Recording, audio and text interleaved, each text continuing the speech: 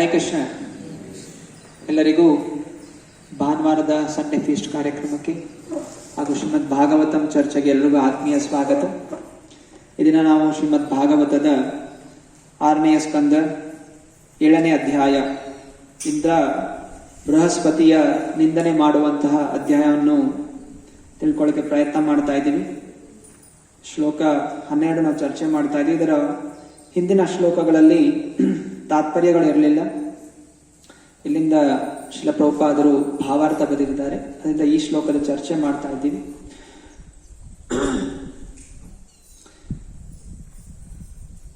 ಶ್ರೀಮದ್ ಭಾಗವತ ಪ್ರತಿಯೊಂದು ಜೀವಿ ಹೇಗೆ ತನ್ನ ಅಹಂಕಾರ, ಅಜ್ಞಾನ ಇದನ್ನು ತ್ಯಾಗ ಮಾಡಬೇಕು, ದೇಹಕ್ಕೆ ಸಂಬಂಧಪಟ್ಟಂತಹ ವಸ್ತುಗಳು, ಸಂಬಂಧಗಳ ಮೇಲೆ ವೈರಾಗ್ಯ ಬೆಳೆಸ್ಕೊಂಡು ಭಗವಂತನ ಮೇಲೆ ಭಗವಂತನ ಜ್ಞಾನವನ್ನು ಬೆಳೆಸ್ಕೊಂಡು ಭಗವಂತನ ಪ್ರೀತಿಯುತವಾದಂತಹ ಸೇವೆಯಲ್ಲಿ ತೊಡಗಬೇಕು ಅನ್ನೋದನ್ನು ವಿವರಿಸುತ್ತೆ. ಸಾಂಸಾರಿಕ ವಿಷಯಗಳ ಮೇಲೆ ವೈರಾಗ್ಯ ಇಲ್ಲ, ಮತ್ತೆ ಆಧ್ಯಾತ್ಮಿಕವಾಗಿ ಮುಂದುವರಲಿಕ್ಕೆ ಸಾಧ್ಯ ಇಲ್ಲ. ಎಲ್ಲಿ ತನಕ ಸಾಂಸಾರಿಕ ವಿಷಯಗಳ ಮೇಲೆ ಆಸಕ್ತಿ ಇದೆ, ಆಗ ಕಾಮ, ಕ್ರೋಧ, ಮದ, ಮಾತ್ಸರ್ಯ, ಮೋಹ, ಲೋಭ ಇದೆಲ್ಲ ಜೀವಿಯನ್ನು ಆವರಿಸಿಕೊಳ್ಳುತ್ತೆ. ಅದರಿಂದ ಇಲ್ಲಿ ಇಂದ್ರ ಹೇಳ್ತಾ ಇದ್ದಾನೆ, ಆಧ್ಯಾತ್ಮಿಕ ಪ್ರಗತಿಯಿಂದ ಬೀಳುವಂತಹ ಪರಿಸ್ಥಿತಿ, ಬರುವಂತಹ ಐಶ್ವರ್ಯ ತುಚ್ಛವಾದಂತಹ ಐಶ್ವರ್ಯ. ಯಾವಾಗ ಭೌತಿಕವಾದಂತಹ ವಸ್ತುಗಳು ಅಧಿಕವಾಗಿ ಬೆಳೆಯುತ್ತೆ, ನಾವು ಆಧ್ಯಾತ್ಮಿಕ ಜೀವನದಿಂದ ದೂರ ಸರ್ಕೋತೀವಿ. ಅಂದರೆ ಬುದ್ಧಿವಂತ ಜೀವಿಯಾದಂಥವನು ಯಾರು ತಾನೇ ಅಂತಹ ಪರಿಸ್ಥಿತಿಯನ್ನು ಅಪೇಕ್ಷೆ ಪಡ್ತಾನೆ. ಯಾರಿಗೆ ಬುದ್ಧಿ ಭ್ರಷ್ಟ ಆಗಿದೆ ಅಂಥವರೇ ಆಧ್ಯಾತ್ಮಿಕ ಜೀವನವನ್ನು ತ್ಯಾಗ ಮಾಡಿ ಭೌತಿಕ ಜೀವನದ ಅಪೇಕ್ಷೆಯನ್ನು ಪಡ್ತಾರೆ. ಬೃಹಸ್ಪತಿಯ ಜೀವನ ತುಂಬಾ ಆನಂದಮಯವಾದಂತಹ ಜೀವನ. ಸಕಲ ದೇವಾನ್ ದೇವತೆಗಳು, 33 ಕೋಟಿ ದೇವಾನ್ ದೇವತೆಗಳಿಗೆ ರಾಜ.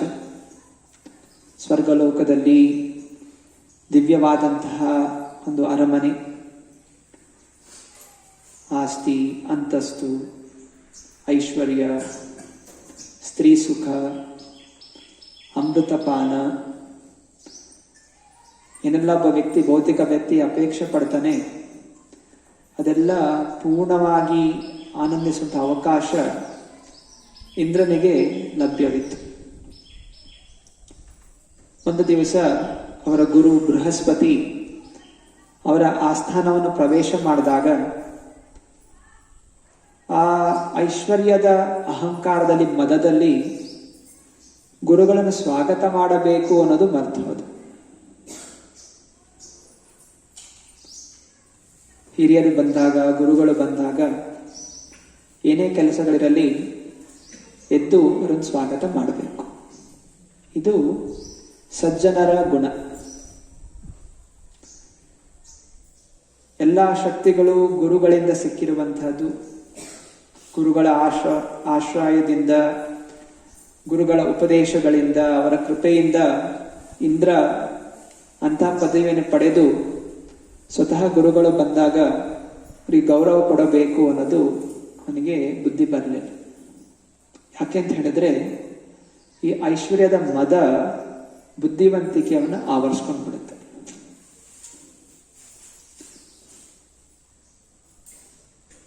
ಆದ ಕಾರಣ ಬೃಹಸ್ಪತಿಗಳು ಅದನ್ನು ಗಮನಿಸ್ತಾರೆ, ಮತ್ತೆ ಇದರಿಂದ ದುಃಖಿತರಾಗಿ ಅವರಲ್ಲಿಂದ ಅದೃಶ್ಯರಾಗ್ಬಿಡ್ತಾರೆ. ಕ್ರೋಧಗೊಳ್ಳೋದಿಲ್ಲ, ಶಿಷ್ಯನಿಗೆ ಏನು ಶಾಪ ಹಾಕೋದಿಲ್ಲ, ಬದಲಾಗಿ ಸ್ವತಃ ಅವರು ಅಲ್ಲಿಂದ ಅದೃಶ್ಯರಾಗ್ಬಿಡ್ತಾರೆ. ಆಗ ಇಂದ್ರನಿಗೆ ಜ್ಞಾಪಕ ಬರುತ್ತೆ, ಭಯ ಶುರು ಆಗತ್ತೆ, ಆತಂಕ ಉಂಟಾಗತ್ತೆ. ಯಾಕೆ ಅಂತ ಹೇಳಿದ್ರೆ ಅವನಿಗೆ ಆ ಪದವಿ, ಆ ರಕ್ಷಣೆ ಎಲ್ಲ ಸಿಕ್ಕಿದ್ದು ಗುರುಗಳ ಬಲದಿಂದ.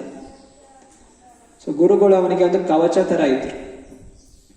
ಯಾವಾಗ ಕವಚ ಹೊಡೆದೋಗುತ್ತೆ, ಯುದ್ಧ ಭೂಮಿಯಲ್ಲಿ ಕವಚ ಇಲ್ಲ ಅಂತ ಹೇಳಿದ್ರೆ ಅವಾಗ ಎಲ್ಲ ರೀತಿಯ ಬಾಣಗಳು ಅವನ ದೇಹವನ್ನು ತಾಗುವಂತಹ ಸನ್ನಿವೇಶ ಉತ್ಪನ್ನ ಆಗುತ್ತೆ. ಸೊ ಹಾಗೆಯೇ ಇಂದ್ರನಿಗೆ ಈಗ ಬುದ್ಧಿ ಹೊಳಿತು, ಗುರುಗಳು ಕೋಪಗೊಂಡಿದ್ದಾರೆ, ಅದೃಶ್ಯರಾಗಿದ್ದಾರೆ. ಆದ್ರಿಂದ ಮತ್ತೆ ಅಸುರರ ಶಕ್ತಿ ಜಾಸ್ತಿ ಆಗತ್ತೆ, ಮತ್ತೆ ನನ್ನ ಪದವಿ, ಐಶ್ವರ್ಯ ಎಲ್ಲವೂ ಕಳ್ಕೊಳ್ಳುವಂತಹ ಅವಕಾಶ ಮುಂದೆ ನನಗೆ ಒದಗುತ್ತೆ ಅನ್ನುವಂತಹ ಪಶ್ಚಾತ್ತಾಪ ಅವನಿಗೆ ಆಗತ್ತೆ. ಆದರೆ ಕಾರ್ಯ ಅಂತೂ ಆಗೋಗ್ಬಿಟ್ಟಿದೆ. ಗುರುಗಳು ಅದರಿಂದ ದುಃಖಿತರಾದ್ರು, ಇಂದ್ರನನ್ನು ತ್ಯಾಗ ಮಾಡಿ ಅದೃಶ್ಯರಾಗ್ತಾರೆ. ಆದ್ದರಿಂದ ಶಾಸ್ತ್ರಗಳು ಯಾವಾಗಲೂ ನಮ್ಮನ್ನು ಎಚ್ಚರಗೊಳಿಸುತ್ತೆ. ಆಧ್ಯಾತ್ಮಿಕ ಜೀವನ ತುಂಬಾ ಸೂಕ್ಷ್ಮವಾದಂತಹದ್ದು. ಎಚ್ಚರಿಕೆಯಿಂದ ನಡೆದ್ರೆ ನಮಗೆ ದಿವ್ಯವಾದಂತಹ, ಅಲೌಕಿಕವಾದಂತಹ, ಶಾಶ್ವತವಾದಂತಹ ಸಂತೋಷ ನಮಗೆ ಸಿಗುತ್ತೆ. ಆದರೆ ದಾರಿಯಲ್ಲಿ ನಾವು ಮದದಿಂದ, ಅಹಂಕಾರದಿಂದ ನಾವು ಇಂದ್ರಿಯ ಭೋಗಕ್ಕೋಸ್ಕರ ಪ್ರಯತ್ನ ಮಾಡಿದ್ರೆ ಮತ್ತೆ ನಾವು ದಾರಿಯಿಂದ ಕೆಳಗೆ ಬೀಳ್ತೀವಿ. ಎರಡು ವಿಷಯಗಳಿದೆ. ಒಂದು ಪಾಪ, ಎರಡನೇದು ಅಪರಾಧ. ಪಾಪ ಅಂದ್ರೆ ಸಿನ್ಸ್, ಅಪರಾಧ ಅಂದ್ರೆ ಒಫೆನ್ಸಸ್. ಭಗವಂತನ ನಾಮಸ್ಮರಣೆ ಮಾಡೋದ್ರಿಂದ ಹರೇ ಕೃಷ್ಣ ಕೃಷ್ಣ ಕೃಷ್ಣ ಹರೇ ಹರೇ, ಹರೇ ರಾಮ ರಾಮ ರಾಮ ಹರೇ ಹರೇ. ಜನ್ಮ ಜನ್ಮಾಂತರದ ಪಾಪಗಳು ನಾಶ ಆಗುತ್ತೆ. ಅಪರಾಧ ಅನ್ನೋದು ಹೋಗೋದಿಲ್ಲ.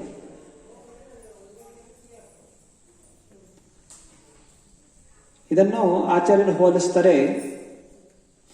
ಪಾಪ ಅಂದ್ರೆ ಧೂಳಿ ಲೇಪ ಇದ್ದ ಹಾಗೆ. ಹಾಗೆ ಟೇಬಲ್ ಮೇಲೆ ಧೂಳು ಕೂತ್ಕೊಂಡಿರುತ್ತೆ, ಧೂಳು ಲೇಪವಾಗಿದೆ. ಅದನ್ನ ನಾವು ಸುಮ್ಮನೆ ಉಫ್ ಅಂತ ಊದಿದ್ರೆ ಆ ಧೂಳು ಹೋಗ್ಬಿಡುತ್ತೆ. ಇದು ಪಾಪ. ಜನ್ಮ ಜನ್ಮಾಂತರ ಏನು ಪಾಪಗಳಾಗಿದೆ, ಅದು ನಾಮಸ್ಮರಣೆ ಮಾಡೋದ್ರಿಂದ ಸುಲಭವಾಗಿ ಅದು ಹೋಗ್ಬಿಡುತ್ತೆ. ಆದರೆ ಅಪರಾಧ ಅನ್ನೋದು ವಜ್ರಲೇಪ ಇದ್ದ ಹಾಗೆ. ವಜ್ರಾಯುಧ, ಇಂದ್ರನ ಅಸ್ತ್ರ ವಜ್ರಾಯುಧ ಇಂದ ತಗೊಂಡು ಒಂದು ದೊಡ್ಡ ಬಂಡೆ ಕಲ್ಲಿಗೆ ಹೊಡೆದ್ರೆ ಆ ಬಂಡೆ ಕಿತ್ಕೊಂಡು ಹೋಗ್ಬಿಡುತ್ತೆ. ಮತ್ತೆ ಪುನಃ ಅದನ್ನು ವಾಪಸ್ ಬಂಡೆಯಾಗಿ ಮಾಡ್ಲಿಕ್ಕೆ ಸಾಧ್ಯ ಇಲ್ಲ, ಯಾಕಂದೆಲ್ಲ ಚೂರು ಚೂರಾಗಿ ಹೋಗ್ಬಿಟ್ಟಿರುತ್ತೆ. ಹಾಗೆಯೇ ಅಪರಾಧ ಅನ್ನೋದು ಇಷ್ಟು ಪ್ರಬಲವಾದಂತಹದ್ದು. ಅದನ್ನು ನಾವು ನಾಮಸ್ಮರಣೆಯಿಂದ ಸರಿಪಡಿಸಲಿಕ್ಕೆ ಸಾಧ್ಯ ಆಗುವುದಿಲ್ಲ. ನಾಮ ಅಪರಾಧ, ವೈಷ್ಣವ ಅಪರಾಧ. ವೈಷ್ಣವ ಅಪರಾಧ ಸರಿಯಾಗಬೇಕು ಅಂತ ಹೇಳಿದ್ರೆ, ಯಾರಿಗೆ ಅಪರಾಧ ಮಾಡಿದೀವಿ ಆ ವೈಷ್ಣವ ಅವರನ್ನು ಕ್ಷಮಿಸಬೇಕು. ಒಂದು ಹೃದಯದಿಂದ ಯಾವಾಗ ತಪ್ಪು ಮಾಡಿದಂತಹ ವ್ಯಕ್ತಿ ಕ್ಷಮೆ ಆಯ್ತು, ನಾನು ಕ್ಷಮಿಸ್ತೀನಿ, ಚಿಂತನೆ ಮಾಡಬೇಡ ಅಂತ ಪ್ರೀತಿಯಿಂದ, ಹೃದಯದಿಂದ ಯಾವಾಗ ಕ್ಷಮಿಸ್ತಾನೆ ಆಗ ಅಪರಾಧ ಅನ್ನೋದು ದೂರ ಆಗುತ್ತೆ.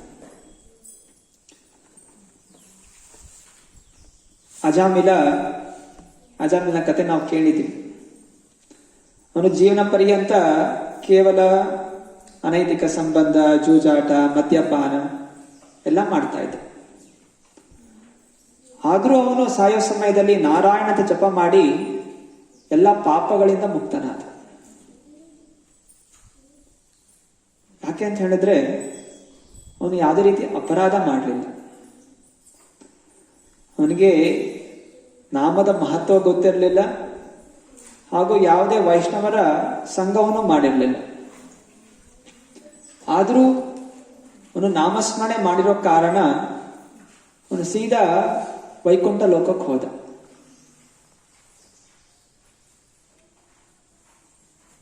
ಚೆನ್ನಾಗಿದೆಲ್ಲ ಜೀವನ, ಆರಾಮಾಗಿ ಪಾಪಗಳು ಮಾಡ್ಕೊಂಡಿರ್ಬೋದು, ಕೊನೆಯಲ್ಲಿ ನಾಮಸ್ಮರಣೆ ಮಾಡ್ಬೋದು, ವೈಕುಂಠ ಲೋಕಕ್ಕೆ ಹೋಗ್ಬಿಡ್ಬೋದು.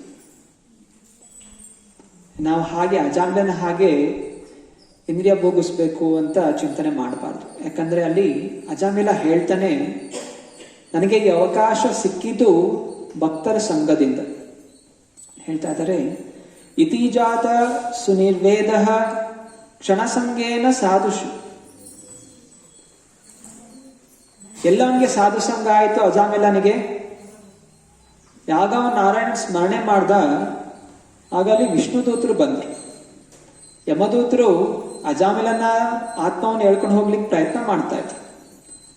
ನಾರಾಯಣನ ಸ್ಮರಣೆ ಮಾಡ್ದ, ಆದರೆ ತುರಂತವಾಗಿ ಬಂದಿದ್ದು ವಿಷ್ಣು ದೂತರು. ವಿಷ್ಣು ದೂತರು ಬಂದು ಅವನನ್ನು ರಕ್ಷಣೆ ಮಾಡ್ತಾರೆ. ಆ ಸಾಧು ಸಂಘದಿಂದ ಅವನ ಮನಸ್ಸು ಪರಿವರ್ತನೆಗೊಳ್ಳುತ್ತೆ. ಮತ್ತೆ ಅವನು ಸಂಪೂರ್ಣ ಶ್ರದ್ಧಾ ಭಕ್ತಿಯಿಂದ ಭಗವಂತನ ನಾಮಸ್ಮರಣೆ ಮಾಡಿ ಭಗವಂತನ ಮೇಲೆ ಪ್ರೀತಿಯನ್ನು ಬೆಳೆಸ್ಕೊಂಡು ಅವನು ಭಗವಂತನ ಧಾಮಕ್ಕೆ ಮರಳಿ ಹೋದ. ಸಾಧುಗಳ ಸಂಘದಿಂದ, ಸಾಧು ಸಂಘ ಸರ್ವಶಾಸ್ತ್ರ ಕಹೆ, ಲವ ಮಾತ್ರ ಸಾಧು ಸಂಘ ಸರ್ವಸಿದ್ಧಿ. ನಮ್ಮ ಒಳಗಿರುವಂತಹ ಅಜ್ಞಾನ ದೂರ ಆಗೋದು ಶುದ್ಧ ಭಕ್ತರ ಸಂಘವನ್ನು ಮಾಡೋದ್ರಿಂದ.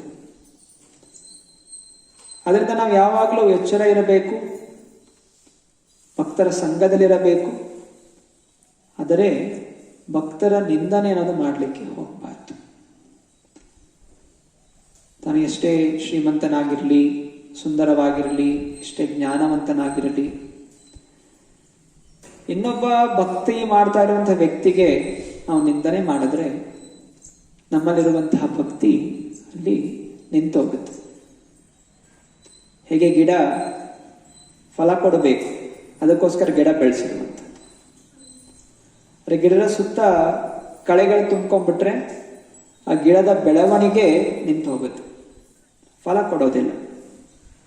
ಹಾಗೆಯೇ ಭಕ್ತಿಯ ಬೀಜ ಬೆಳೀತಾ ಹೋಗ್ತಾ ಇರಬೇಕಾದ್ರೆ, ಚೆನ್ನಾಗಿ ಬೆಳಿಬೇಕು ಅಂತ ಹೇಳಿದ್ರೆ ನಮಗೆ ಭಕ್ತರ ಸಂಘ ಬೇಕು.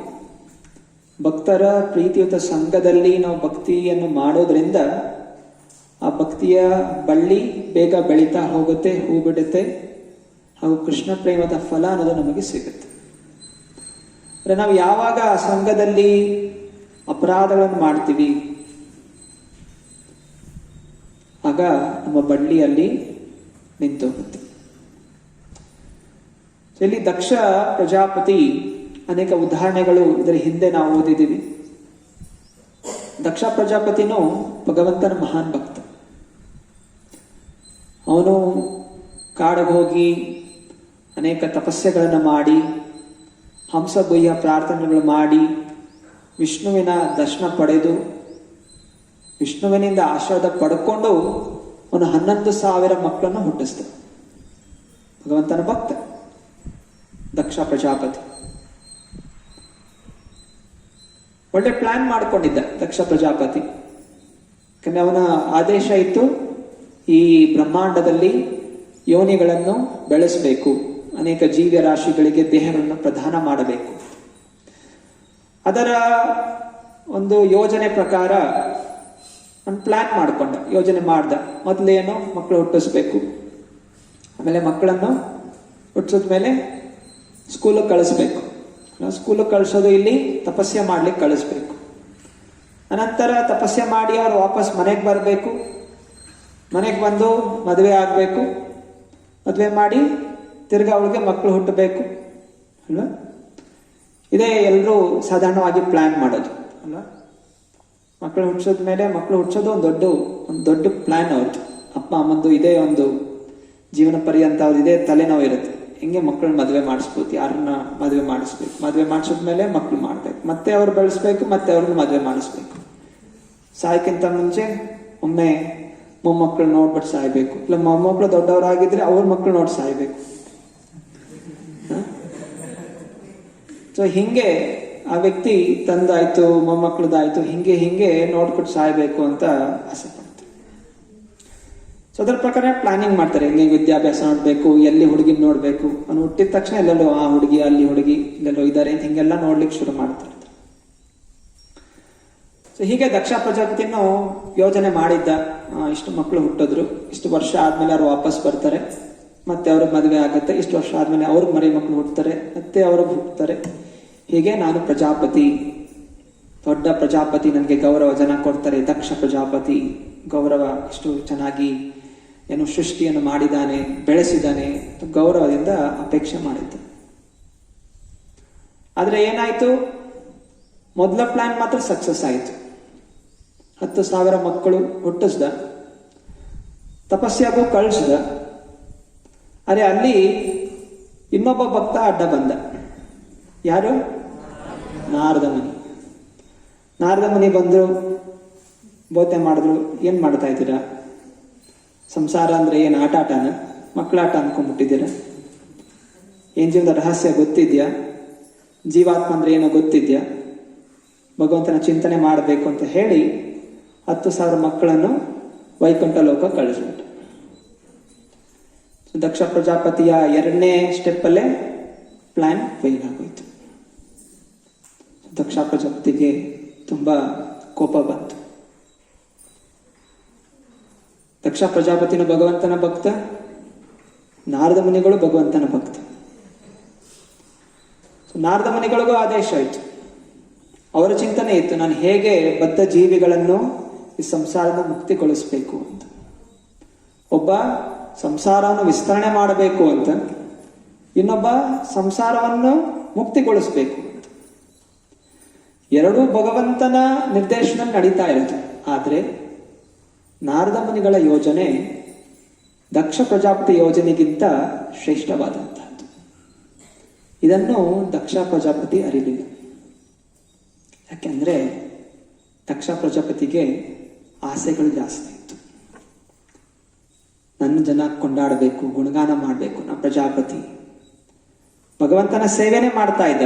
ಆದರೆ ಭಗವಂತನ ಸೇವೆಯಲ್ಲಿ ಇಂದ್ರಿಯ ಭೋಗಿಸುವಂತಹ ಮಿಶ್ರಣ ಸೇರ್ಕೊಂಡ್ಬಿಟ್ಟಿತ್ತು. ನಾರದ ಮುನಿ ಹಾಗಲ್ಲ. ನಾರದ ಮುನಿ ನಿಸ್ವಾರ್ಥ ನಿಷ್ಕಾಮ ಪ್ರೇಮದಿಂದ, ಕರುಣೆಯಿಂದ ಎಲ್ಲನೂ ಉದ್ಧಾರ ಮಾಡಬೇಕು, ಭಗವಂತನಿಗೆ ಸಂತೋಷ ಕೊಡಬೇಕು ಉದ್ದೇಶದಿಂದ ಅವರು ಎಲ್ಲಾ ಕಡೆ ಸಂಚಾರ ಮಾಡ್ತಾ ಭಗವತ್ ಪ್ರೀತಿಯನ್ನು ಅವರು ಪ್ರಚಾರ ಮಾಡ್ತಾ ಇದ್ರು. ಇಬ್ಬರು ಭಕ್ತರು, ಇಬ್ಬರು ತಮ್ಮ ತಮ್ಮ ಕರ್ತವ್ಯಗಳನ್ನು ಮಾಡ್ತಾ ಇದ್ರು. ಆದ್ರೂ ಒಬ್ಬನ ಕರ್ತವ್ಯ ಇನ್ನೊಬ್ಬನ ಕರ್ತವ್ಯಕ್ಕಿಂತ ಪ್ರಾಮುಖ್ಯವಾದಂತಹದ್ದು. ಹೀಗೆ ನಾವು ಜೀವನದಲ್ಲಿ ನಮ್ಮ ಪರೀಕ್ಷೆಗಳು ಆಗತ್ತೆ. ಭಕ್ತಿಗೆ ಬಂದಿದ್ದೀವಿ, ನಾಮಸ್ಮರಣೆ ಮಾಡ್ತಾ ಇದ್ದೀವಿ, ಎಲ್ಲ ಶಾಸ್ತ್ರಗಳಿಂದ ಓದಿ ಜ್ಞಾನ ತಲೆ ಒಳಗೆ ತುಂಬಿಸ್ಕೊತಾ ಇದ್ದೀವಿ. ಆದರೆ ಆ ಜ್ಞಾನದ ಪರೀಕ್ಷೆ ಅನ್ನೋದು ಆಗುತ್ತೆ. ನಾವು ಓದ್ತೀವಿ, ಜೀವೇರ ಸ್ವರೂಪ ಹೋಯ್ ನಿತ್ಯ ಕೃಷ್ಣ ದಾಸ್, ಗೋಪಿ ಪರ್ತ ಪದ ಕಮಲಯೋರ್ ದಾಸ್ ದಾಸ್ ದಾಸಾನು ದಾಸ್, ದಾಸರ ದಾಸರ ದಾಸರ ದಾಸ ಅಂತ ಎಲ್ಲ ನಾವು ಓದ್ತಾ ಇದ್ದೀವಿ. ಕ್ರಿಯಾತ್ಮಕವಾಗಿ ಕೃತಕವಾಗಿ ತಿಳ್ಕೊಳ್ಳೋಕೆ ಪ್ರಯತ್ನ ಮಾಡ್ತಾ ಇದ್ದೀವಿ. ಆದರೆ ನಿಜವಾಗಿ ಅರಿವಿಕೆ ಆಗಿದೆ, ಅನುಸಂಧಾನ ಮಾಡ್ತಾ ಇದ್ದೀವಿ ಅನ್ನೋದು ಹೇಗೆ ಗೊತ್ತಾಗುತ್ತೆ? ಯಾವಾಗ ಇನ್ನೊಬ್ಬ ನಮ್ಮ ಎದುರು ಬಂದು ನಿಂತ್ಕೊಳ್ತಾನೆ, ನಾರದ ಮುನಿಗಳ ಹಾಗೆ. ಆವಾಗ ನಮ್ಮ ನಿಜವಾದ ಪರೀಕ್ಷೆ ಗೊತ್ತಾಗುತ್ತೆ, ಎಷ್ಟು ಮಟ್ಟಿಗೆ ನಾವು ದಾಸರಾಗಿರ್ತೀವಿ ಅಥವಾ ದಾಸ್ ವೇಷದಲ್ಲಿ ಬಾಸ್ ಆಗಿದೀವ. ಇದೆಲ್ಲ ಪರೀಕ್ಷೆ ಆಗುತ್ತೆ. ಪರೀಕ್ಷೆಯಲ್ಲಿ ಸಫಲ ಆದವ್ರು ಮಾತ್ರ ಕೃಷ್ಣನನ್ನು ಪ್ರಾಪ್ತಿ ಮಾಡುತ್ತಾರೆ. ಪಾಸ್ ಆಗೋ ತನಕ ಪರೀಕ್ಷೆಗಳು ನಡೀತಾನೆ ಇರುತ್ತೆ. ಇಲ್ಲಿ ದಕ್ಷ ಪ್ರಜಾಪತಿ ಇದೇ ಚಿಂತನೆ ಮಾಡ್ತಾ ಇದ್ದ, ನಾನು ಇನ್ನೂ ಬೆಳೆಸ್ಬೇಕು, ನಾನು ಬೆಳೆಸ್ಬೇಕು, ನನ್ನ ಕರ್ತವ್ಯ.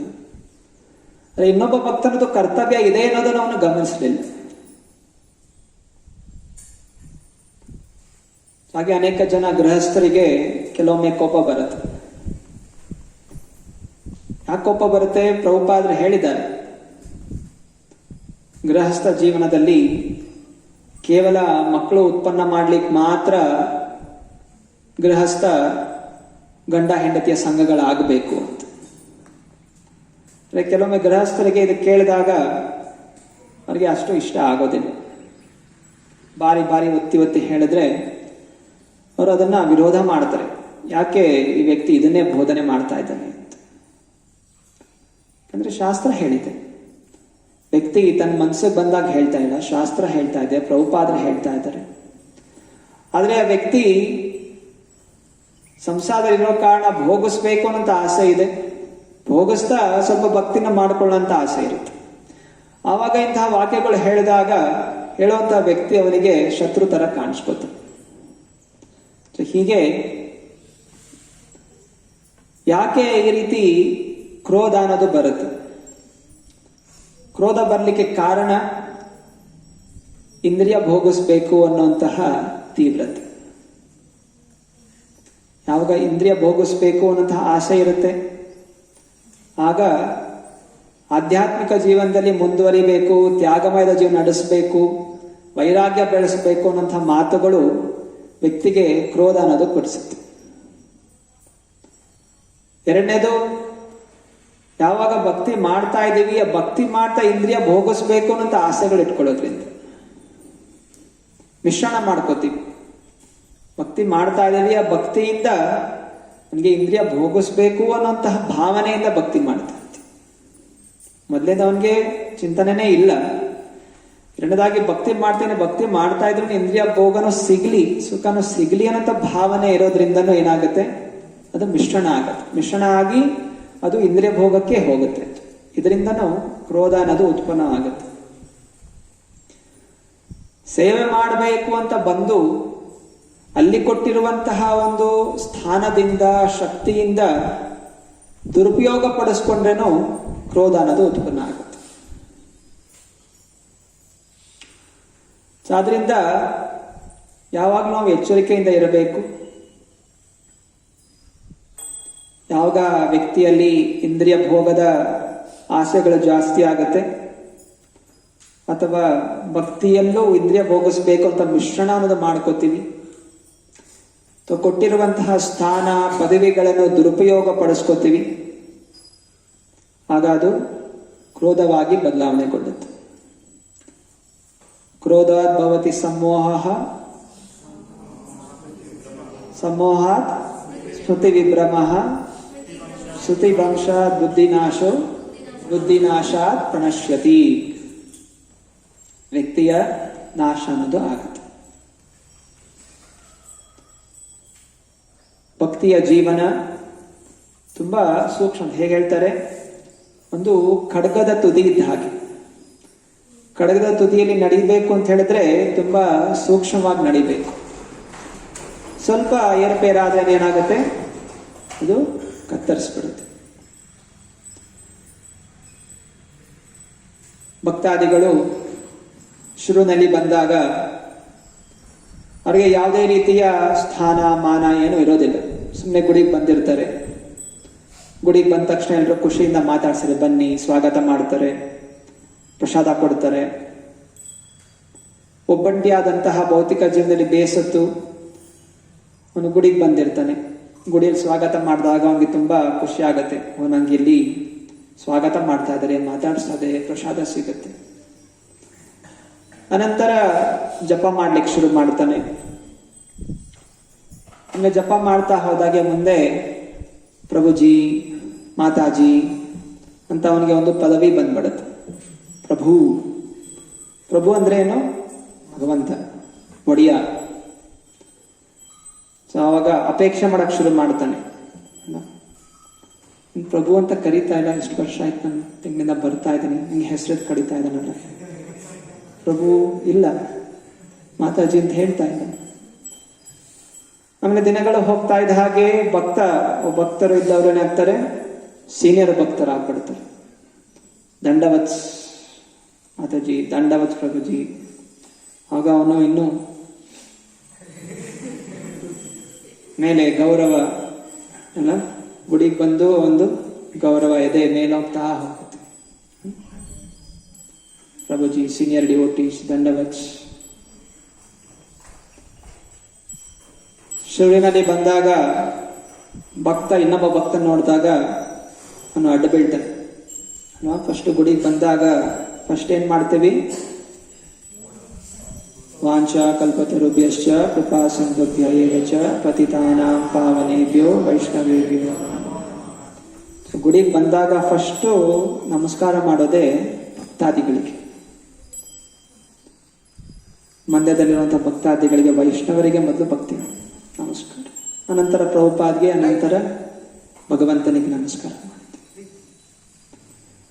ಅಂದರೆ ಯಾವಾಗ ಹೊಸ ಭಕ್ತನಿಂದ ಪ್ರಭುಜಿ ಆಗ್ತಾನೆ, ಅನಂತರ ಸೀನಿಯರ್ ಡಿವೋಟಿ ಆಗ್ತಾನೆ, ಅದು ಅಡ್ಡ ಬೀಳೋದು ಹೋಗಿ ಅದು ಅಲ್ಲಿಂದನೇ ದೂರದಿಂದ ಒಂದು ನೆಲ ಮುಟ್ತಾರೆ, ಇಲ್ಲ ದೂರದಿಂದನೇ ಅಲ್ಲೇ ಹರೇ ಕೃಷ್ಣ ಆಗುತ್ತೆ.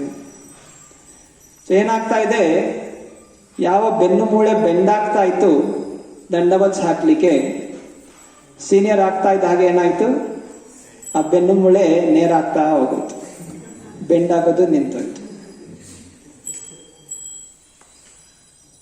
ಸೊ ಬೆನ್ನು ಮೂಳೆ ಜೊತೆ ಎಲ್ಲ ಮಾಂಸಗಳು ಗಟ್ಟಿ ಆಗ್ಬಿಡುತ್ತೆ.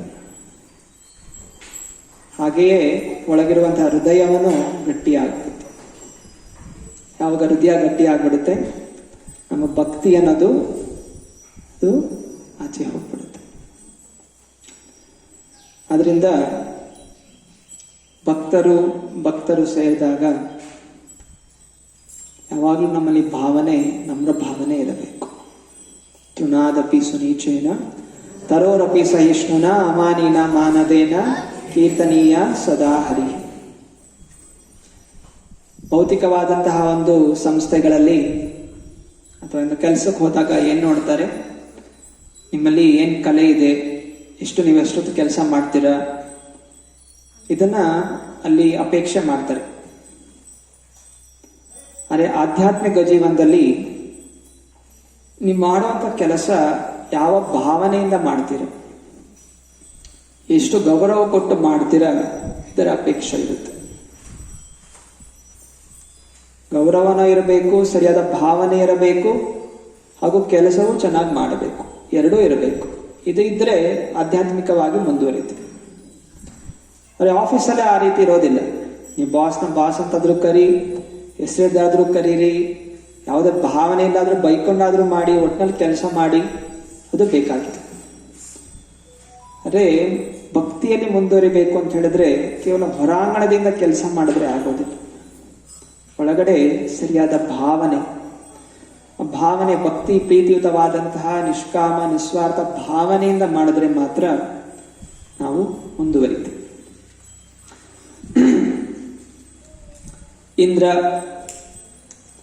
ಇಲ್ಲಿ ಇಂದ್ರನ ಪರಿಸ್ಥಿತಿಯು ಹಾಗೆ ಇತ್ತು. ಎಷ್ಟೆಲ್ಲ ಯಜ್ಞಗಳು ಮಾಡಿ ಅವನು ಇಂದ್ರನ ಪದವಿ ಎಂದು ಸಿಗುತ್ತೆ. ಒಂದು ಜೀವಾತ್ಮ ಇಂದ್ರನಾಗಬೇಕು ಅಂತ ಹೇಳಿದ್ರೆ ಎಷ್ಟೋ ಸಾವಿರ ಅಶ್ವಮೇಧ ಯಜ್ಞಗಳನ್ನು ಮಾಡಬೇಕು. ಅಂದ್ರೆ ಅಶ್ವಮೇಧ ಯಜ್ಞವನ್ನು ಮಾಡ್ತಾ ಇರೋದು ವಿಷ್ಣುವಿನ ತೃಪ್ತಿಗೋಸ್ಕರ. ವಿಷ್ಣು ಭಕ್ತಿ ಮಾಡಿ ಅನಂತರ ವಿಷ್ಣು ಕೃಪೆ ಪಡೆದೇ ಅವನಿಗೆ ಆ ಸ್ಥಾನ ಅನ್ನೋದು ಸಿಗುತ್ತೆ, ಇಂದ್ರ ಪದವಿ ಅನ್ನೋದು ಸಿಗುತ್ತೆ. ಆದ್ರೂ ಇಲ್ಲಿ ಇಂದ್ರ ಎಷ್ಟು ಆ ಪದವಿ ಸಿಕ್ಕಾಗ ಆ ಸ್ಥಾನ, ಇಂದ್ರಿಯ ಭೋಗ, ಐಶ್ವರ್ಯ, ಶಕ್ತಿ, ಸ್ತ್ರೀ ಸಂಘ, ಅಪ್ಸರೆಯರ ಸಂಘದಿಂದ ಏನಾಯ್ತು, ಅವನಿಗೆ ತನ್ನ ಗುರುಗಳಿಗೆ ಗೌರವ ಕೊಡಬೇಕು ಅನ್ನೋದು ಅವನಿಗೆ ಮರ್ತಿತ್ತು. ಯಾವಾಗ ಭೌತಿಕ ಐಶ್ವರ್ಯ ಜಾಸ್ತಿ ಆಗ್ತಾ ಹೋಗುತ್ತೆ, ಆಗ ಈ ಭಕ್ತಿಯ ಒಂದು ಲಕ್ಷಣಗಳು ಅದು ಮಾಸಾಗ್ತಾ ಹೋಗುತ್ತೆ. ಯಾರು ಐಶ್ವರ್ಯವನ್ನು ಭಗವಂತನ ಸೇವೆ ತೊಡಗಿಸೋದಿಲ್ಲ, ಆವಾಗ ಆ ರೀತಿ ಮಾಸ ಹೋಗುತ್ತೆ. ಭಗವಂತ ಐಶ್ವರ್ಯ ಕೊಡ್ತಾನೆ, ಅರೆ ಐಶ್ವರ್ಯನ ಏನ್ ಮಾಡಬೇಕು, ಅದನ್ನು ಭಗವಂತನ ಸೇವೆಯಲ್ಲಿ ತೊಡಗಿಸ್ಬೇಕು. ಯಾವಾಗ ಐಶ್ವರ್ಯ, ಸ್ಥಾನ, ಆ ಶಕ್ತಿಯನ್ನು ತನ್ನ ಇಂದ್ರಿಯ ಭೋಗಕ್ಕೋಸ್ಕರ ಉಪಯೋಗಿಸ್ತೀವಿ, ಆಗ ನಮ್ಮನ್ನು ಮಾಯೆ ಅನ್ನೋದು ಆವರಿಸ್ಕೊಡುತ್ತೆ. ದುರ್ವಾಸ ಮುನಿ, ಅನೇಕ ಉದಾಹರಣೆಗಳು ಮುಂದೆ ಬರೆದ ದುರ್ವಾಸ ಮುನಿಗಳು. ದುರ್ವಾಸ ಮುನಿ ಅವರು ಮಹಾನ್ ಭಕ್ತರು. ದುರ್ವಾಸ ಅಂತ ಹೇಳಿದ್ರೆ ಯಾರು ವಸ್ತ್ರವನ್ನು ಹಾಕೊಳ್ಳೋದಿಲ್ಲ, ಅಂದ್ರೆ ಅಲ್ಲಿ ಎಷ್ಟು ವೈರಾಗ್ಯ ಅಂತ ಹೇಳಿದ್ರೆ ಅವರು ವಸ್ತ್ರವನ್ನು ಹಾಕೋತಾ ಇರಲಿಲ್ಲ. ಅಷ್ಟು ಮಟ್ಟಿಗೆ ಅವರ ವೈರಾಗ್ಯ ಇತ್ತು ದುರ್ವಾಸ ಮುನಿಗಳಲ್ಲಿ. ಆದರೆ ಯಾವಾಗ ಅವರಿಗೆ ಅಂಬರೀಷ್ ಮಹಾರಾಜ ಭೇಟಿ ಆಗ್ತಾರೆ, ಅವರು ಅಂಬರೀಷ್ ಮಹಾರಾಜನಿಗೆ ಶಾಪ ಹಾಕ್ಲಿಕ್ಕೆ ಹೋಗ್ತಾರೆ, ಅವರ ನಿಂದನೆ ಮಾಡ್ಲಿಕ್ಕೆ ಹೋಗ್ತಾರೆ, ಅವರನ್ನು ಸಂಹಾರ ಮಾಡ್ಲಿಕ್ಕೆ ಹೋಗ್ತಾರೆ. ಯಾಕಂದ್ರೆ ಅಲ್ಲಿ ಭಾವನೆ ಬಂತು ಯಾರು ಶ್ರೇಷ್ಠವಾದಂತಹ ಭಕ್ತ ಅಂತ. ದುರ್ವಾಸ ಮುನಿಗಳು ಅವರು ವೈರಾಗ್ಯ ಆಗಿದ್ರು, ಆದರೆ ಅವ್ರ ಮನಸ್ಸಲ್ಲಿ ಒಂದು ರೀತಿ ಕಾಂಪಿಟಿಷನ್ ಬಂತು. ಈ ವ್ಯಕ್ತಿ ರಾಜ, ಅಂಬರೀಷ್ ಮಹಾರಾಜ ರಾಜ, ಗೃಹಸ್ಥನಾಗಿ ಐಶ್ವರ್ಯಗಳು ಇಟ್ಕೊಂಡು ನನಗಿಂತ ಗುಣಗಾನ ಅಂಬರೀಷ್ ಮಹಾರಾಜನ್ ಮಾಡ್ತಾ ಇದಾರಲ್ಲ, ಜನ ಎಲ್ಲರೂ ಅಂಬರೀಷ್ ಮಹಾರಾಜ ಎಷ್ಟು ಮಹಾನ್ ಭಕ್ತ ಅಂತ ಗುಣಗಾನ ಮಾಡ್ತಾ ಇದ್ರು. ದುರ್ವಾಸ ಮುನಿಗಳ ಕಿವಿಗಳ ಬಿದ್ದಾಗ ಅವರಿಗೆ ಒಂದು ರೀತಿಯ ಅಸೂಯೆ ಭಾವನೆ ಬಂತು. ನಾನು ವೈರಾಗಿಯಾಗಿ ನಂದಿಷ್ಟು ಗುಣ ಆಗ್ತಾ ಇಲ್ಲ, ಇವನು ಗೃಹಸ್ಥನಾಗಿ ನಂದಿಂತ ಗುಣಗಾನ ಮಾಡ್ತಾ ಇದಾರಲ್ಲ ಅಂತ ಭಾವನೆ ಅವನ ಮನಸ್ಸಲ್ಲಿ ಉತ್ಪನ್ನ ಆಯಿತು. ಇದೇ ಪರೀಕ್ಷೆ. ಕೇವಲ ಹೊರಾಂಗಣದಿಂದ ನಾವು ಏನೇ ಮಾಡ್ಕೊಂಡಿರಲಿ, ಒಳಾಂಗಣದಲ್ಲಿ ಯಾವ ಭಾವನೆ ಇದೆ, ಭಕ್ತರ ಲಕ್ಷಣ ಯಾವ ರೀತಿ ಇರಬೇಕು, ನನಗಿಂತ ಚೆನ್ನಾಗಿ ಯಾರು ಮುಂದುವರಿತಾ ಇದ್ದಾರೆ, ನಾನು ಅವರ ಜೊತೆ ಸಂಘವನ್ನು ಮಾಡ್ತಾ ನಾನು ಜೊತೆಯಲ್ಲಿ ಮುಂದುವರಿಬೇಕು. ಯಾರೋ ಚೆನ್ನಾಗಿ ಮಾಡ್ತಾ ಇದ್ದಾರೆ, ಅವರ ಸೇವೆಯನ್ನು ನಾವು ಶ್ಲಾಘಿಸ್ಬೇಕು. ಚೆನ್ನಾಗಿ ಮಾಡ್ತಾ ಇದ್ದೀರಾ ಅಂತ. ಅದನ್ನು ಬಿಟ್ಟು ನಾವು ನನಗೆ ಕೀರ್ತಿ ಸಿಗ್ತಾ ಇಲ್ಲಲ್ಲ, ನನಗಿಂತ ಜಾಸ್ತಿ ಇನ್ನೊಬ್ಬರ ಕೀರ್ತಿ ಸಿಗ್ತಾ ಇದ್ದಾರೆ ಅಂತ ಭಾವನೆ ಯಾವಾಗ ಉತ್ಪನ್ನ ಆಯ್ತು, ಸೂಕ್ಷ್ಮವಾದಂಥದ್ದು, ಒಂದಕ್ಕಿಂತ ಒಂದು ಸೂಕ್ಷ್ಮವಾಗಿ ಹೋಗ್ತಾ ಇದೆ. ಒಂದು ಐಶ್ವರ್ಯ ಬೇಕು, ಐಶ್ವರ್ಯದ ಮದ, ಗೌರವ ಬೇಕು. ಅದಕ್ಕೆ ಚೈತನ್ಯ ಮಹಾಪ್ರಭು ಹೇಳಿದ್ರು, ನಾ ಧನಂ ನ ಜನಂ ನ ಸುಂದರಿ ಕವಿತಾಂ ವಾ ಜಗದೀಶ ಕಾಮಯೇ. ಕವಿತಾಂ ಜನರ ಗುಣಗಾನ, ಎಷ್ಟು ಮಹಾನ್ ಭಕ್ತ ನೀನು, ನೀನೇ ಎಷ್ಟು ಸೇವೆಗಳು ಮಾಡಿದ್ಯಾ, ಗುಣಗಾನ ಕೇಳಿಸ್ಕೊಂಡು ಸೂಕ್ಷ್ಮವಾದಂತಹ ಇದು. ದುರ್ವಾಸ ಮುನಿಗಳು ಸೂಕ್ಷ್ಮವಾದಂತಹ ಒಂದು ಮೋಹಕ್ಕೆ ಒಳಗಾದ. ಆಗ ತುರಂತವಾಗಿ ಸುದರ್ಶನ ಚಕ್ರ ಬರುತ್ತೆ. ಸುದರ್ಶನ ಚಕ್ರ ಬಂದು ಆ ದುರ್ವಾಸ ಮುನಿಗಳನ್ನ ಅಟ್ಟಿಸ್ಕೊಂಡು ಹೋಗುತ್ತೆ. ದುರ್ವಾಸ ಮುನಿ ಎಲ್ಲೆಲ್ಲಿ ಓಡಿದ್ರೇನು ಅವರಿಗೆ ಯಾರು ರಕ್ಷಣೆ ಸಿಗ್ಲಿಲ್ಲ. ಎಲ್ಲಾ ಲೋಕಗಳಿಗೆ ಓಡಾಡಿದ್ರು, ರಕ್ಷಣೆ ಮಾಡಿ ರಕ್ಷಣೆ ಮಾಡಿ ಅಂತ, ಎಲ್ಲೂ ರಕ್ಷಣೆ ಸಿಗ್ಲಿಲ್ಲ. ಯಾವಾಗ ಎಲ್ಲಾ ಕಡೆ ಓಡ್ ಬಂದು ತಿರ್ಗಾ ಅಂಬರೀಷ್ ಮಹಾರಾಜನಿಗೆ ಕ್ಷಮೆಯಾಚನೆ ಮಾಡಿದ್ರು. ಅಪರಾಧ, ವೈಷ್ಣವ ಅಪರಾಧ ಮಾಡಿದ್ರು. ಒಬ್ಬ ಭಕ್ತ ಅವನು ಮಾಡ್ತಿರೋ ಭಕ್ತಿಯನ್ನು ಕಂಡು ಅಸೂಯೆ ಪಟ್ಟು ಅವರನ್ನು ಸಂಹಾರ ಮಾಡ್ಲಿಕ್ಕೆ ಹೋದಾಗ ಅದು ಅಪರಾಧ ಆಯಿತು. ಆ ಅಪರಾಧದ ಕಾರಣ ಸುದರ್ಶನ ಚಕ್ರವನ್ನು ಅಟ್ಟಿಸ್ಕೊಂಡೋಯ್ತು. ಯಾರೋ ರಕ್ಷಣೆ ಮಾಡ್ಲಿಕ್ಕೆ ಬರಲಿಲ್ಲ. ಕೊನೆಯದಾಗಿ ಯಾವಾಗ ಬಂದು ಅಂಬರೀಷ್ ಮಹಾರಾಜನಿಗೆ ಶರಣಾಗತ್ಯ ಅದು, ನನ್ನ ಕಾಪಾಡಿ ಅಂತ ಹೇಳಿದಾಗ ಅಂಬರೀಷ್ ಮಹಾರಾಜ ಹೃದಯಪೂರ್ವಕವಾಗಿ ಹೇ ಸುದರ್ಶನ ಹೇಳ್ತಾ ಇದ್ದಾರೆ. ಅಂಬರೀಷ್ ಮಹಾರಾಜ ಪ್ರಾರ್ಥನೆ ಮಾಡ್ಕೋತಾರೆ, ಸುದರ್ಶನ ನಮಸ್ತುಭ್ಯಂ ಸಹಸ್ರಾಚ್ಯುತ ಪ್ರಿಯ ಸರ್ವಾಸ್ತ್ರ ಘತಿಂ ವಿಪ್ರಾಯ ಸ್ವಸ್ಥ ಭೂಯ ಇದಸ್ಪತೆ. ಸುದರ್ಶನ ನಮಸ್ತುಭ್ಯಂ, ಹೇ ಸುದರ್ಶನ ನಿನಗೆ ನಮಸ್ಕಾರಗಳು. ಹಾಗೂ ಸಕಲ ಅಜ್ಞಾನವನ್ನು ಹೋಗಲಾಡಿಸುವಂತಹ ಹೇ ಸುದರ್ಶನ, ದಯವಿಟ್ಟು ಈ ದುರ್ವಾಸ ಮುನಿಗಳನ್ನು ಕ್ಷಮೆಯ ಮಾಡು. ಸುದರ್ಶನ ಎಷ್ಟೋ ಕೋಟ್ಯಾಂತರ ಸೂರ್ಯರ ಬೆಳಕನ್ನು ಹೊಂದಿರ್ತಾರೆ. ಹಾಗೆ ಸುದರ್ಶನ ಬಂದಾಗ ಏನಾಯ್ತು, ವ್ಯಕ್ತಿಯ ನಿಜವಾದ ಗುಣ ಅನ್ನೋದು ಗೊತ್ತಾಯ್ತು. ಯಾವ ದುರ್ವಾಸ ವೈರಾಗಿಯಾಗಿ ಕಾಣಿಸ್ಕೊತಾ ಇದೆ, ಇಲ್ಲಿ ಅಂಬರೀಷ್ ಮಹಾರಾಜ ಒಬ್ಬ ಐಶ್ವರ್ಯವನ್ನು ಹೊಂದಿರುವಂತಹ ವ್ಯಕ್ತಿಯಾಗಿ ಕಾಣಿಸ್ಕೊತಾ ಇದೆ. ಅದೇ ಸುದರ್ಶನ ಬಂದು ಏನ್ ಮಾಡ್ತು, ಇವರಿಬ್ಬರಲ್ಲಿ ನಿಜವಾದ ಭಕ್ತ ಯಾರು ಅಂತ ತೋರಿಸ್ಕೊಡ್ತು. ಭಕ್ತ ಯಾರು ಬೇಕಾದ್ರೂ ಆಗ್ಬೋದು, ವೈರಾಗಿನೂ ಭಕ್ತನಾಗ್ಬೋದು, ಗೃಹಸ್ಥನಾದಂತಹನು ಭಕ್ತನಾಗ್ಬೋದು, ಸರಿಯಾದ ಭಾವನೆ ಇದ್ರೆ. ಕೇವಲ ಹೊರಾಂಗಣದಿಂದ ನಾವು ಭಕ್ತನಾಗಿ ತೋರಿಸ್ಕೊಂಡು ಒಳಾಂಗಣದಲ್ಲಿ ಎಲ್ಲಾ ರೀತಿಯ ಒಂದು ಆಸೆಗಳು ಇಟ್ಕೊಂಡಿದ್ರೆ ಮತ್ತೆ ಅದು ಪರೀಕ್ಷೆಯ ಸಮಯದಲ್ಲಿ ಅದು ಫೇಲ್ ಆಗುತ್ತೆ. ಸುದರ್ಶನ ಪರೀಕ್ಷೆ ಆಯ್ತು.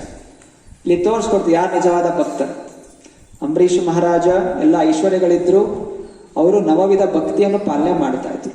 ಯಾವತ್ತೂ ಅವರು ಆ ಎಲ್ಲ ಐಶ್ವರ್ಯವನ್ನು, ರಾಜ್ಯವನ್ನು ತನಗೋಸ್ಕರ ಅಂತ ಉಪಯೋಗಿಸ್ಕೊತಾ ಇರಲಿಲ್ಲ. ಎಲ್ಲವೂ ಭಗವಂತಂದು, ಎಲ್ಲವೂ ಭಗವಂತನಿಗೆ ಸೇರಿರುವಂತಹದ್ದು ಭಾವನೆಯಿಂದ ಅವರು ರಾಜ್ಯದ ಆಳ್ವಿಕೆಯನ್ನು ಮಾಡ್ತಾ ಇದ್ರು. ಇದರಿಂದ ಆ ಸುದರ್ಶನ ಬಂದಾಗ ಕತ್ತಲೆ ಅಂತ ಹೋಗಲಾಯಿತು.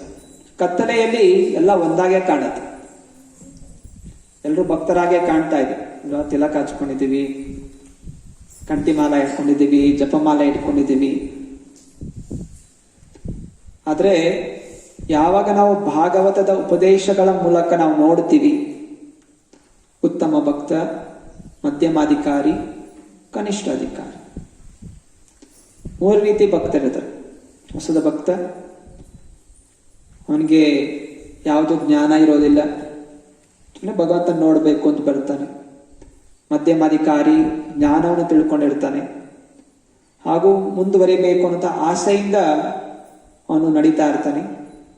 ಉತ್ತಮ ಅಧಿಕಾರಿ ಭಗವಂತನ ದರ್ಶನವನ್ನು ಮಾಡಿರ್ತಾನೆ, ತನ್ನ ಸಾಧನೆಯಿಂದ, ಸೇವೆಯಿಂದ, ನಿಸ್ವಾರ್ಥ ನಿಷ್ಕಾಮ ಭಾವನೆಯಿಂದ. ಹೀಗೆ ನಾವು ಭಾಗವತದ ಮೂಲಕ ನಾವು ನೋಡಬೇಕು ಯಾರು ಉತ್ತಮ ಭಕ್ತರು. ಉತ್ತಮ ಭಕ್ತರ ಸಂಘದಲ್ಲಿರಬೇಕು. ಉತ್ತಮ ಭಕ್ತರ ಸಂಘದಲ್ಲಿ ನಾವು ಭಕ್ತಿಯ ಆಚರಣೆಯನ್ನು ಮಾಡಬೇಕು. ಹರೇ ಕೃಷ್ಣ ಹರೇ ಕೃಷ್ಣ ಕೃಷ್ಣ ಕೃಷ್ಣ ಹರೇ ಹರೇ, ಹರೇ ರಾಮ ರಾಮ ರಾಮ ಹರೇ ಹರೇ. ಸೊ ದುರ್ವಾಸ ಮುನಿ ಅಂಬರೀಷ್ ಮಹಾರಾಜನ ಕೊಂಡಾಡ್ತಾರೆ. ಅನಂತರ ದುರ್ವಾಸ ಮುನಿ ಹೇಳ್ತಾ ಇದ್ದಾರೆ, ಕೃತಾಗಸಾಪಿ ಯದ್ರಾಜನ್ ಮಂಗಲಾನಿ ಸಮೀಹಸೆ. ದುರ್ವಾಸ ಮುನಿ ಹೇಳ್ತಾ ಇದ್ದಾರೆ, ನಾನಿನ್ನ ಹಾಳು ಮಾಡಬೇಕು ಅಂತ ಪ್ರಯತ್ನ ಮಾಡಿದೆ, ಅರೆ ನೀನು ನನಗೆ ಮಂಗಳವನ್ನು ನೀನು ಪ್ರಾರ್ಥನೆ ಮಾಡಿದೆ. ಇದು ಭಕ್ತರ ಲಕ್ಷಣ. ಭಕ್ತರ ಲಕ್ಷಣ ಕ್ಷಮಾಭಾವನೆ. ದುರ್ವಾಸ ಮುನಿಗಳು ಅಂಬರೀಷ್ ಮಹಾರಾಜ ನಾಶ ಮಾಡಬೇಕು ಅಂತ ಪ್ರಯತ್ನ ಮಾಡಿದನು. ಅಂಬರೀಷ್ ಮಹಾರಾಜ ಪ್ರಾರ್ಥನೆ ಏನ್ ಮಾಡ್ಕೊಂಡ್ರು, ದುರ್ವಾಸ ಮುನಿಗಳ ರಕ್ಷಣೆ ಆಗಲಿ ಅಂತ. ಅದರಿಂದ ದುರ್ವಾಸ ಮುನಿಗಳು ಆ ಶತ್ರು ಭಾವನೆ ಇದ್ದಂತಹ ವ್ಯಕ್ತಿಯಲ್ಲೂ ಆ ಭಾವನೆ ಅನ್ನೋದು ಹೊಟ್ಟೋಯ್ತು. ಮತ್ತೆ ದುರ್ವಾಸ ಮುನಿಗಳೇ ಅಂಬರೀಷ್ ಮಹಾರಾಜನ ಗುಣಗಾನ ಮಾಡ್ತಾ ಇದ್ರು.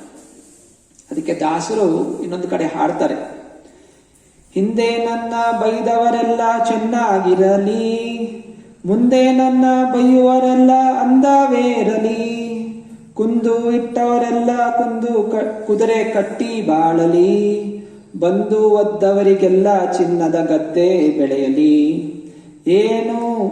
ಏನು ಅಲ್ಲೇ ಹೇ ಹರಿಯೇ, ಜ್ಞಾನ ಭಕ್ತಿ ಕೊಡು ಎನಗೆ ಇದೇ ದೊಡ್ಡದು.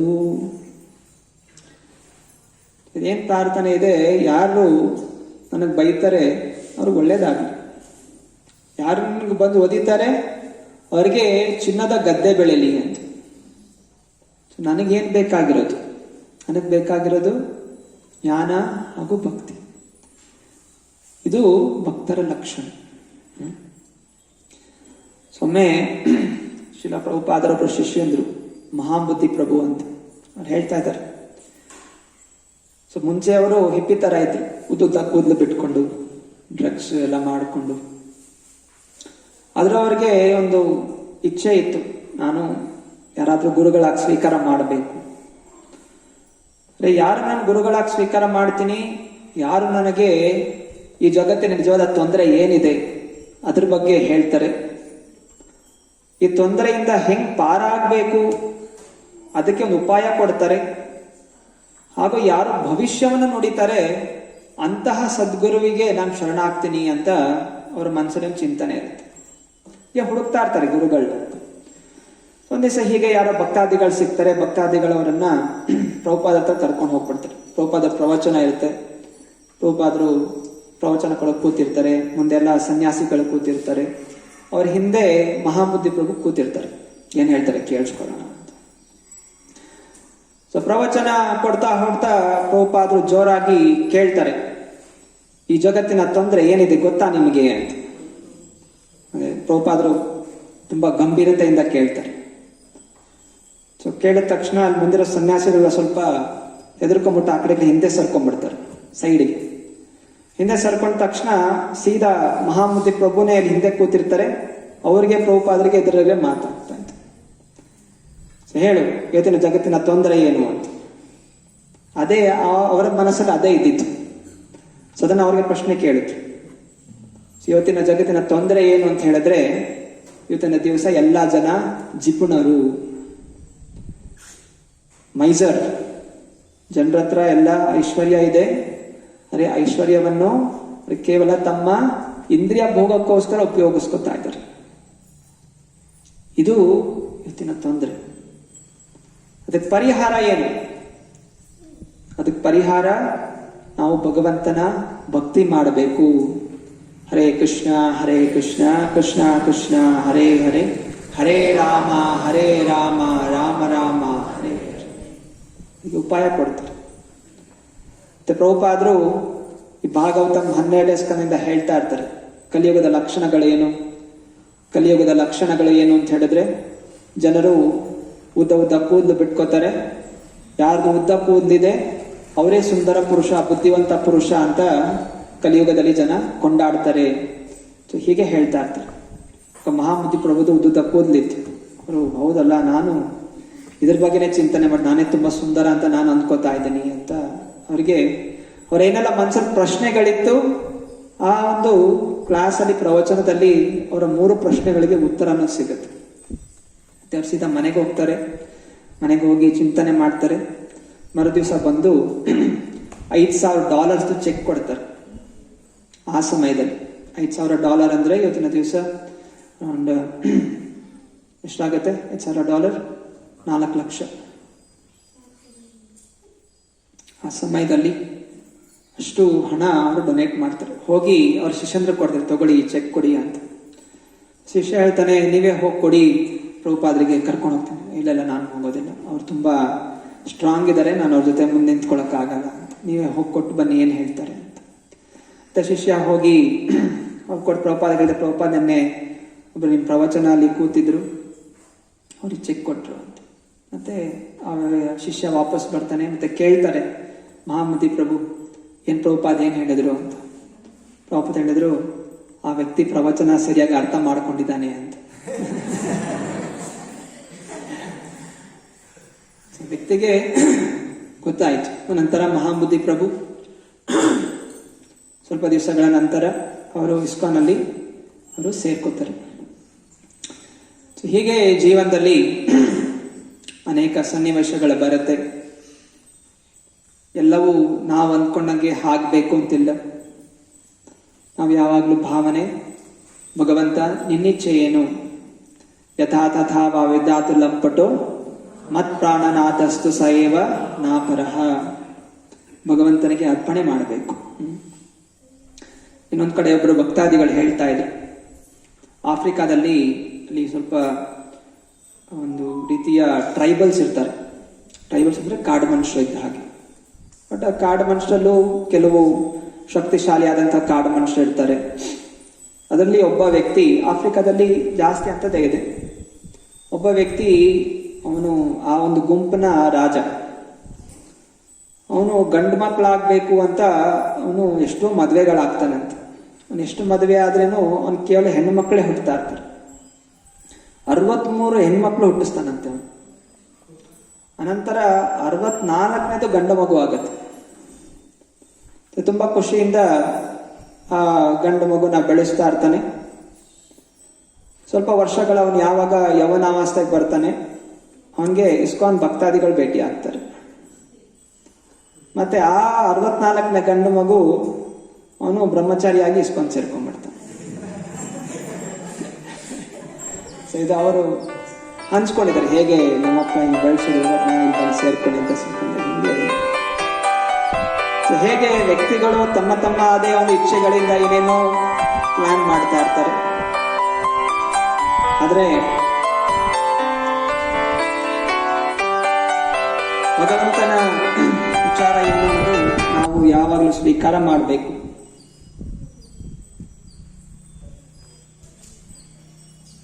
ಸೊ ನಮ್ಮ ಜೀವನ ಒಂದು ಗಾಳಿಪಟ ಇದ್ದ ಹಾಗೆ. ಈಗ ಸಂಕ್ರಾಂತಿಗೆಲ್ಲ ಗಾಳಿಪಟ ಹಾರಿಸ್ತಾರೆ. ಸೊ ಗಾಳಿಪಟ ಯಾಕೆ ಮೇಲಕ್ಕೆ ಹೋಗ್ತಾ ಇದೆ? ಯಾಕೆಂತ ಹೇಳಿದ್ರೆ ಹಗ್ಗದಿಂದ ಎಳೆಯೋದ್ರಿಂದ. ಆ ಹಗ್ಗವನ್ನು ಎಳಿತಾ ಇರೋದ್ರಿಂದ ಅದು ಮೇಲಕ್ಕೆ ಹೋಗ್ತಾ ಇರುತ್ತೆ. ಮೇಲ್ ಹೋದಾಗ ಗಾಳಿಪಟ, ನಾನು ಇವಾಗ ಮೇಲಿದ್ದೀನಿ, ಇವಾಗ ಹಗ್ಗದ ಅವಶ್ಯಕತೆ ಯಾಕಿದೆ ಅಂತ ಹೇಳಿ ಹಗ್ಗನ ಕತ್ತರಿಸಿದ್ರೆ ಏನಾಗುತ್ತೆ? ತುರಂತವಾಗಿ ಅದು ಕೆಳಗೆ ಬರುತ್ತೆ. ಹಾಗೆಯೇ ನಾವು ಗೌರವ, ನಮಗೆ ಒಂದು ಐಡೆಂಟಿಫಿಕೇಶನ್ ಅಲ್ಲ, ಹೊರಗಿನ ಜಗತ್ತಿನಲ್ಲಿ ನಾವೇನೇನೂ ಇಲ್ಲ. ಯಾವಾಗ ಇಸ್ಕಾನ್ಗೆ ಬರ್ತೀವಿ ನಮಗೆ ಒಂದು ಐಡೆಂಟಿಫಿಕೇಶನ್ ಸಿಗುತ್ತೆ.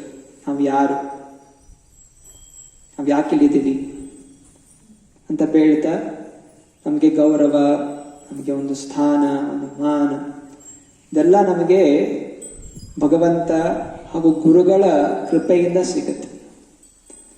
ಗುರುಗಳು ಹಾಗೂ ವೈಷ್ಣವರ ಕೃಪೆಯಿಂದ ನಾವು ಬೆಳೀತಾ ಹೋಗ್ತೀವಿ. ಬೆಳೆದ ತಕ್ಷಣ ನನಗೆ ಯಾರು ಬೇಕಾಗಿಲ್ಲ, ನಾನೇ ಇವಾಗ ಶ್ರೇಷ್ಠ ಅಂತ ಹೇಳಿ ಭಕ್ತಾದಿಗಳ ಸಂಘವನ್ನು ಕಟ್ ಮಾಡಿಕೊಂಡ್ರೆ ಏನಾಗುತ್ತೆ? ಪ್ರಣಶ್ಯತಿ ಬುದ್ಧಿನಾಶಾತ್ ಪ್ರಣಶ್ಯತಿ. ತುಂಬಾ ಎಚ್ಚರಿಕೆ ಇರಬೇಕು. ಶುರುವಿನ ಭಕ್ತರಿರಲಿ ಅಥವಾ ಅನೇಕ ವರ್ಷಗಳಿಂದ ಬರ್ತಾ ಇರೋ ಭಕ್ತರಿರಲಿ, ಇದು ಇಸ್ಕಾನ್ ಪ್ರಭುಪಾದರ ದೇಹ ಇದ್ದ ಹಾಗೆ.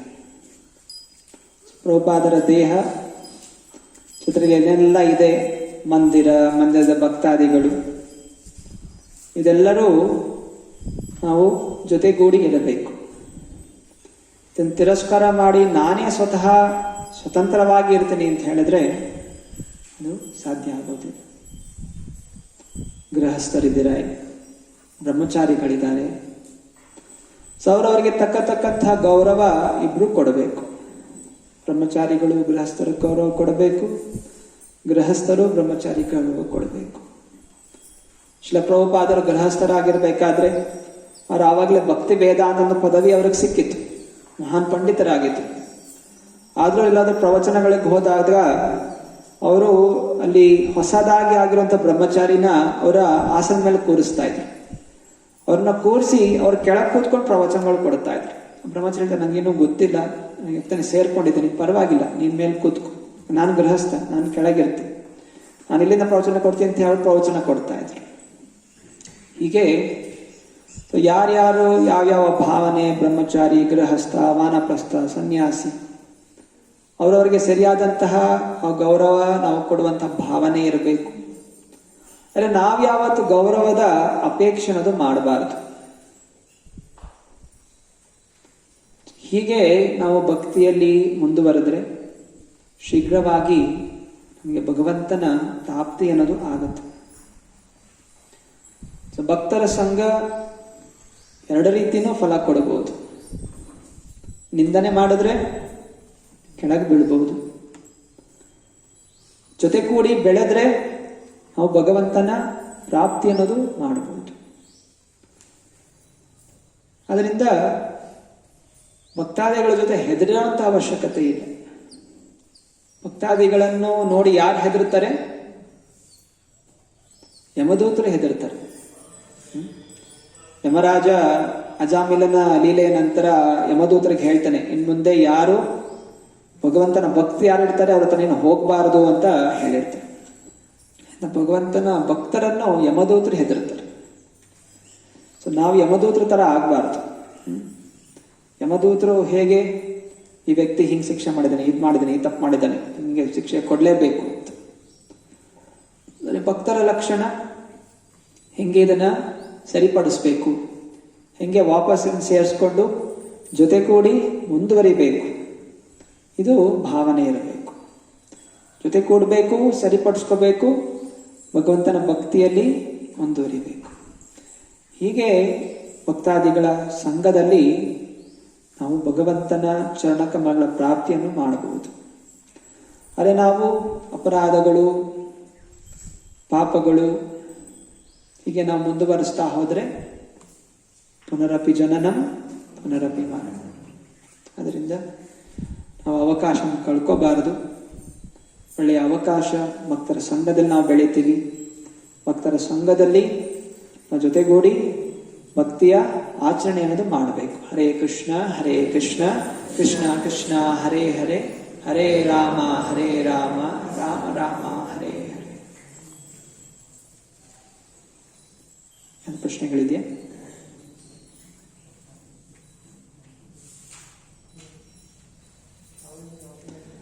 ಗ್ರಂಥರಾಜ್ ಶ್ರೀಮದ್ ಭಾಗವತಂ ಕಿ